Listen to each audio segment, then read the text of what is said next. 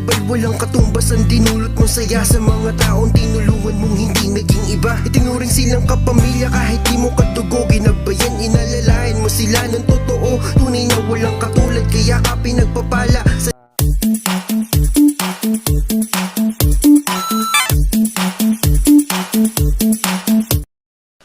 mga kalingap. Mayroon naman po tayong bagong tinulungan dahil po sa isang stroke. Isa po siyang stroke at tinuruan po natin siya kung paano ito lunasan. Panoorin po ninyo ang kanyang video. Ilang taon na po kayo, tay? 67 na ka. 67. Ang pangalan niyo po ano? Santos po. Santos? Barcelona.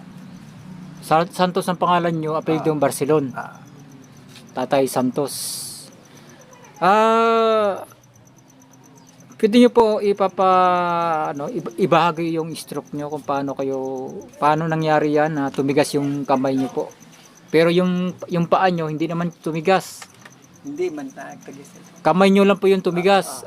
Pwede niyo po ibahagi niyo po yung dahilan kung bakit tumigas po yan. Kahit yung naalala niyo lang po. Yung naalala niyo lang po. Pagsarok sa sa bombahan. Ganyan ako badata. Malakas pa yun, malakas pa noon. Tapos medyo na bigla akong nalula. Natumba. Yun po yung dahilan kung bakit kayo nanigas yan. Kayo ba ay nagme-maintenance? Oo. Hanggang ngayon? Ngayon wala na. Hindi na kayo naman na pambili. hindi na kayo nagme-maintenance ngayon.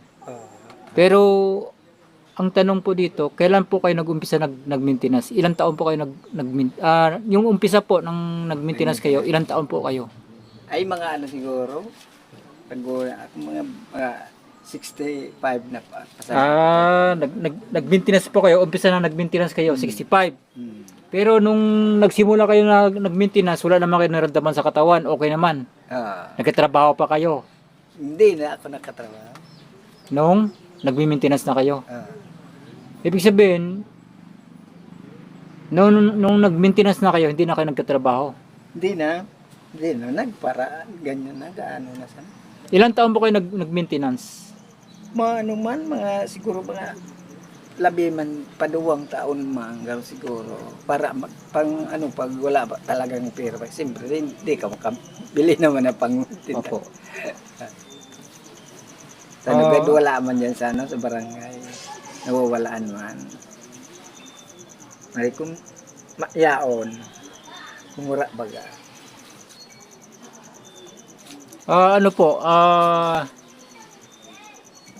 Anong nangyari sa inyo, nag-give lang kayo ng tubig doon sa Bumba dyan.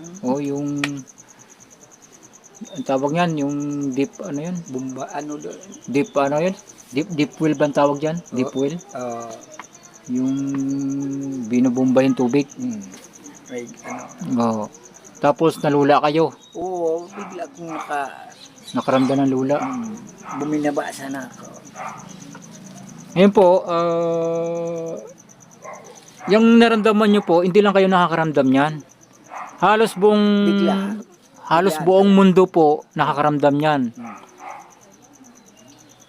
Kasi ako po, isang massage therapy,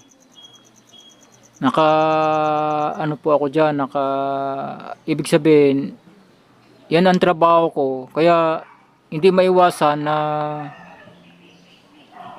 ma-encounter ko yung mga ganyan sakit doon sa Manila. Sa Manila pa ako galing, doon ako nagtatrabaho ng massage therapy. Mga kliyente ko po, nagmi-maintenance yan. Kaya sabi ko, halos lahat ng mga natitherapy ko, na mga kliyente ko, nagmi-maintenance yan. Bawat hawak ko sa kanilang mga katawan, matigas. Matigas po, matigas. Basta mga nagmi-maintenance sila, matigas. Mayroong nahirapan sila huminga dahil sa matigas nga yung katawan nila. Maintenance man kami. Tapos, yun nga, yung nakaramdam sila sa tuhod na na pananakit. Eh sabi ko, kasi yung ano kasi, yung maintenance kasi, isang medicine na may chemical po yan. Kaya sabi ko, baka massage therapy ako, naghahawa ako ng mga, minamasas ko yung katawan ng tao. Kaya hindi maiwasan na mapag-aralan ko kung anong dahilan ng pagtigas ng katawan ng tao, yung pagtigas niya. Ngayon, bumili ako ng libro at pinag-aralan ko yung libro. Siyempre, sa pag-aaral ko, andun kasi yung mga mga part of the body. Doon makikita ko ano yung mga parte ng katawan natin ang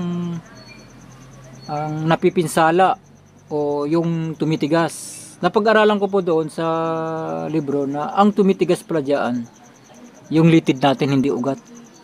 Litid po, litid. Yung litid po, nervous system yan sa English. Ang litid po natin, alam mo ba yung karne ng baboy or baka? Sa buto nun, may nakikita kang kulay puti na parang guma. Yun po yung litid. Di ba nakadikit yun sa buto? Litid po yun.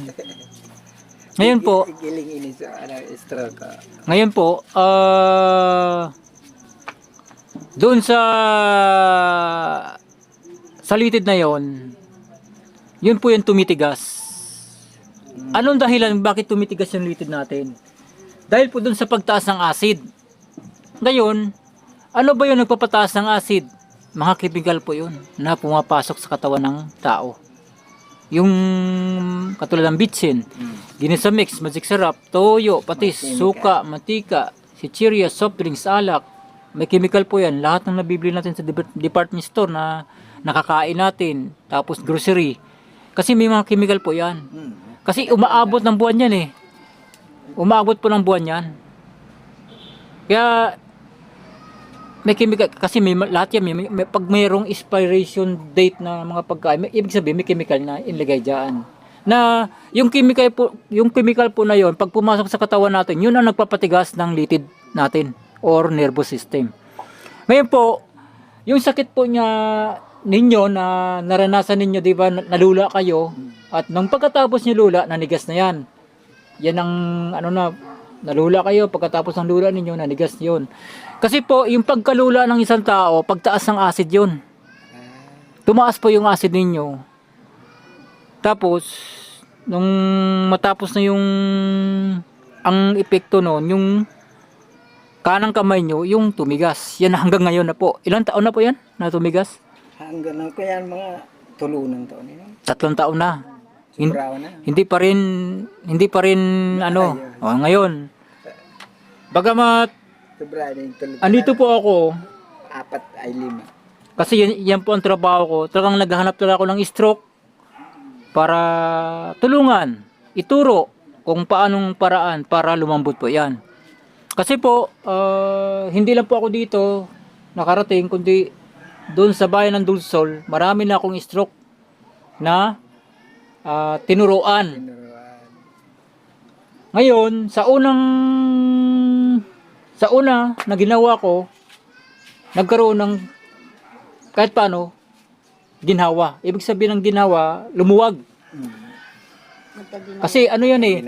Kasi yung naramdaman nyo, pag matigas kasi yan, parang yun nga, yung naninikip na hindi mo maigalaw, di ba? Kasi pag sinabing ginawa, parang nagkaroon siya ng lakas. Di ba? Nagkaroon siya ng lakas at lumuwag, parang lumuwag siya. Ibig sabihin ng lumuwag, yun nga po, kasi yan, parang pakiramdam mo, mabigat siya, na hindi mo maintindihan, di ba? Kasi pag sinabing maluwag, nakaramdam ka ng ginhawa. Kasi yan, hindi ka nakakaramdam ng ginhawa dyan eh. Kasi ang naramdam mo yung kirot, di ba? May kirot yan. Ngayon, sa ituturo ko po sa inyo, luluwag yan at mababawasan po yung kirot niyan. Opo. Ngayon, ang ituturo ko po muna sa inyo, yung pagkain po muna kasi kasama po yun sa lunas niyan, pagpapalambot niyan. Kasi yung yung dahilan kasi ng karamdaman nyo, yung pagtigas yan eh. Matigas yan, kaya hindi mo magalat, tumigas eh. Totoo naman, tumigas naman talaga eh. Ngayon, ang gagawin natin, palalambutin natin yan. So, doon tayo pupunta sa kakainin ninyo.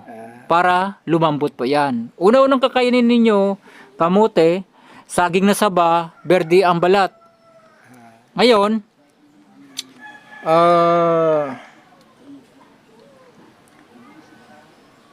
kung wala kayo pambili ng luya kasi mahal ngayon luya, marami naman kayo malunggay dito. Sa umaga po, magkatas kayo ng malunggay, kalating baso. Katasin nyo yung dahon. Kalating baso lang. Umaga po yun. O umaga. Yun ang inumin ninyo. Opo. Tapos, bukod dun sa pagkatas ng dahon ng malunggay, maglaga din kayo. Laga na yung malunggay. Po? Yung malunggay, yung lagaon. O, maglaga din kayo ng malunggay bukod po dun sa pagkatas. Maglaga din kayo ng malunggay kung mayroon kayong kalderong malaki dyan. Kasi nga po, damihan nyo ng dahon. Kasi mas maganda na mas marami yung dahon para yung katas ng malunggay, yung mineral ng malunggay mapunta sa tubig, sa sabaw. Yun ang iinumin ninyo. Kasi ang mineral na malunggay ay malakas yan. 100% protein yan. Malakas po yan. Napakalakas yan. Hindi lang alam ng mga kasi walang nagsasabi. Hindi alam ng tao yan. Kasi ang dala-dala ng malunggay, kaya niyang gumamot ng mga sugat yan. Kasi antibiotic yan eh. Biotic talaga yun. Kaya niyang gumamot ng mga sugat niyan. Yung mga kagat ng ipis, kaya niya gamutin yan eh. Yung namamaga, kaya niya tanggalin yan eh. So, kailangan po dyan, kasi ano naman yan, pinipisas lang, hindi naman binibili eh. Damihan nyo na yung dahon. Damihan nyo ng dahon. Kasi po, ang layunin natin dito, mapasukan ng mineral yung katawan ninyo para lumakas-lakas naman. Para yung mga tubigas doon, lumambot naman. Kasi yung katawan natin, minsan, kaya tayo nagkakasakit, hindi na napapasukan ng mineral. Yung sinasabi kong mineral, kamote, saging na saba, hindi nyo na po nakakain yan. Yung malunggay po, hindi na rin kayo nakakainom ng sabaw niyan. Pero mabisa po yan. Sa lahat ng mga mas mabisa ang malunggay. Itong ituturo ko po sa inyo, malaking bagay po ito na luluwag at lalakas po kayo. Yung mga pagtigas sa katawan ninyo, unti-unting mawawala yan. Ngayon, hindi lang po yan. Ang gagawin ninyo yung pag-inom ng sabaw o dahon na lagyan mo ng tubig at ilalaga mo yon. Pag nalaga na yon, iinumin mo na yon. Kailangan sa umaga, malaking hanggang maghapon nyo na inumin yun. Ibig sabihin, maraming sabaw hanggang hapon nyo na inumin yun. Pero maganda ang maidulot nun pag pumasok sa katawan ninyo. Linagang kalunggay. Opo. Bukod dun sa katas. Ngayon po, sa tanghali, magkain kayo ng kanin. Tapos gulay, kahit anong klaseng gulay. Ang ilalagay nyo lang po, bawang, sibuyas, asin lang. Yan lang po tatlo ilalagay ninyo. Kasi ang iniiwasan natin dyan yung chemical. Kasi itong bawang, sibuyas, saka asin, wala namang chemical yan. Walang chemical yan. Ngayon, pwede rin kayo kumain ng isda. Ang lagay nyo lang bawang, sibuyas, saka asin lang. Tapos sa gabi na po, kamote or saging na saba, green ang balat. Ayun, mayroon naman kayong malunggay dyan, nilaga, yun ang inumin niyo. Araw-araw po yan. Araw-araw ganun yung gawin ninyo. Bawat araw ng pag-inom nyo ng malunggay, mayroon pong pagbabago kayo maramdaman. Pagluwag sa katawan ninyo. At hindi lang po yun ang gagawin natin. Ibababad po yan sa may na tubig. Yung kamay ninyo. Para lumambot po yan. Ito ba bigbabad? Gabi. Bago kayo matulog. Ang pagbabad niyan. At pag nagbabad po kayo, pagkatapos nyo babad, bawal na mabasa o mahanginan. Kaya huwag kayo magpahangin. Magbentilador. Hindi, yung sa ventilador po kasi, dito kasi malamig dito eh. Malamig talaga dito. Pero, huwag yung, wala may atake ng ventilador dito eh. Kasi sa, ano yan, mahangin eh. Basta't ang mahalaga po, wag na kayo lumabas. Ibig sabihin. Pero sa kinabukasan po, pwede na kayo maligo. Kahit anong gagawin ninyo, pwede na kayo. Basta't yung pagkatapos na ng pagbabad, wag kayong mabasa at mahanginan. Yun lang po. Yan difficult talaga pag mahangin na. Ngayon, pwede po ba kayong magpakulo ng tubig para ituro ko po sa inyo kung paano ang pagbabad ng matigas nyo yung kamay? Ituturo ko po sa inyo kung paano ang pagbabad para Hindi ba, bako siya nang masyadong mainiton. hindi naman malalapnos yan kasi nga kaya ang ano kasi diyan yung mainit na tubig pero hindi po yan malalapnos, may paraan po diyan. Kasi kung yung gagamitin natin hindi na mainit, hindi po matatanggal ang pagtigas. Hindi matatanggal ang pagtigas diyan. Kasi halos na mga stroke na pinuntahan ko, yan ang ginagawa ko. Pero mayroon pong pagbabago talaga. May pagbabago. Kasi kung hindi po mainit yan, Pag nasunod mo, ano? Pag nasunod mo talaga, kasi ang kailangan po kasi dyan yung mainit na tubig eh. Mainit talaga. Kasi yun ang magpapalambot po dyan. Ngayon, pwede kayo magpakulo para maano natin, mapapakita ko sa inyo. Ituturo ko sa inyo. Pero huwag kayo matakot kasi hindi naman tayo, hindi yan malapnos. Kasi may paraan dyan. Para makita ninyo kung anong paraan. Kayo nang gagawa, ituturo ko lang po sa inyo eh. Ituturo ko sa inyo. Pakulo kayo malunggay. Hindi, magpapakulo po ng mainit na tubig para ibabad po yung kamay niya na tumigas. Ngayon, ituturo ko sa inyo, araw-araw nyo gawin yun, gabi-gabi nyo gawin yan. Hanggang sa lumambot na po yan, maigalaw nyo na yan. arag pa lang kayo. Opo. Sige po, antayin natin yung pagpapakulo ng tubig. Para ayan po, mga kalingap, natapos na po natin ipinaliwanag ang dahilan kung bakit nanigas po ang daliri at ang braso ni Tatay Santos. Abangan niyo po ang part 2. Marami pong salamat sa mga viewers, mga sponsors and supporters. Lalong-lalo na po kay Kuya Bal Santos Matubang, kay Kalingap Rob, kay Ate Edna, at Ate Ja. I-subscribe, i-like, and share, at huwag niyo pong kalimutan na pindutin ang notification bell para updated po kayo sa aming mga upload. Marami pong salamat. Maraming ganong pagsubok, di kakayanya Bal Santos Matubang. Hindi ka iiwan, taos pusong tutulong. Nagtatatag pa siya sa ating mga puso. Santos Matubang. Isang tao naniniwala na maski na kailangan natin ng pagmamahal, tunay na walang katulad, nag-iisang Kuya Bal. Marami pa natutulungan at habang tumatagal, lumalawak ang paglingap, biyayan